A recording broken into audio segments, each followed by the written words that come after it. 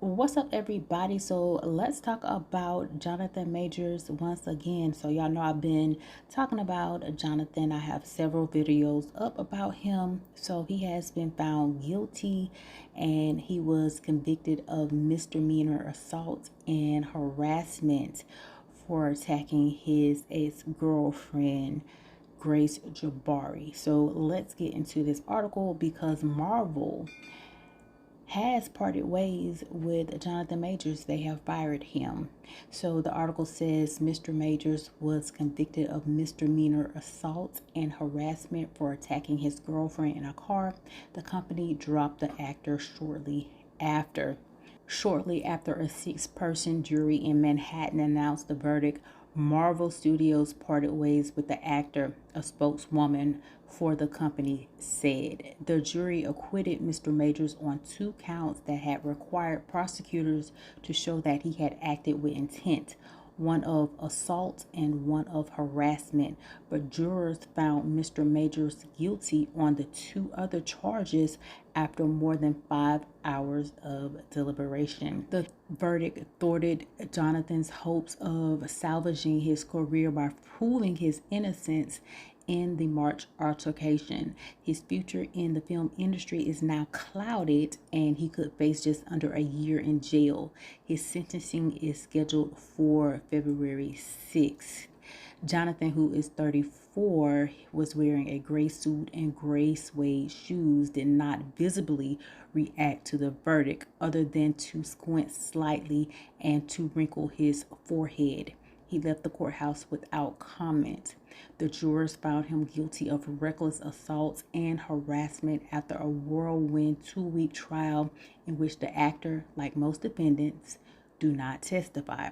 Instead, the courtroom heard from his now ex-girlfriend, Grace Jabari, who is 30, who described in detail the altercation that left her ear bloody and finger fractured.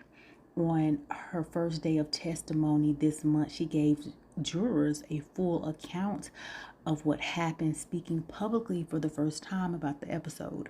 She said that Jonathan had received a flirty text from another woman. And y'all know they saying that probably was Megan that was texting Jonathan, but we don't know about that. That's just allegedly. And that she grabbed his phone out of his hand. First, she said he tried to pry her fingers away. Then he twisted her hand and arm. Next, she said, I felt like a really hard blow across my head. Eventually, she said, Jonathan asked the driver to stop the vehicle. Video that jurors watched showed Jonathan jumping out, followed by Grace. He turned around, picked her up, and placed her back in the car, appearing to push her back in when she tried to get out. The Manhattan District Attorney Alvin L. Bragg said in an email that the trial had demonstrated the psychological and emotional abuse that is far too common in domestic violence cases. He thanked the jury for its service and Grace for bravely telling her story despite having to relive her trauma on the stand. Jonathan's lawyers had argued that it was Grace who had attacked their clients and they unleashed a fusillade of attacks on her before and during the trial, casting her as a liar who sought revenge on Jonathan after he strayed. They asked jurors to focus on Grace's action after her altercation with the actor. She had run into 3 strangers who attempted to console her and then had gone out clubbing with them, returning home hours later. But prosecutors urged jurors to remain focused on what had happened in and directly outside the car, and Jonathan's argument appeared to fall flat. A judge prevented the actor's lawyers from detailing evidence that convinced at least one police detective that there was probably cause to arrest Grace in October, months after the incident. A lawyer for Jonathan was defiant in statement, arguing that jurors had not believed Grace's story because they found that Jonathan did not intentionally cause any injuries to her. We are disappointed, however, that despite not believing Grace, the jury nevertheless found that Jonathan was somehow reckless, she said, again accusing Grace of attacking him. She added that Jonathan still has faith in the process and looks forward to fully clearing his name.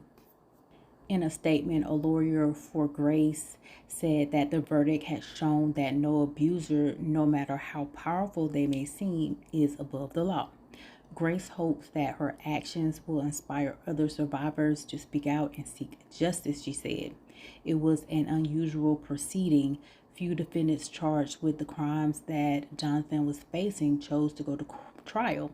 Most plead guilty to lesser offenses instead, but the actor had held out hope that his name would be cleared so that he would revitalize his career. It's more to the article, and it was just basically saying that Jonathan was scheduled to be in movies, but he is no longer going to be in those movies, and I think some movies are not going to come out because of this whole situation or whatnot. And it went on further to explain about the courtroom hearing the recording that Grace had recorded of Jonathan basically saying that he wants a woman to act like Michelle Obama and Coretta Scott King.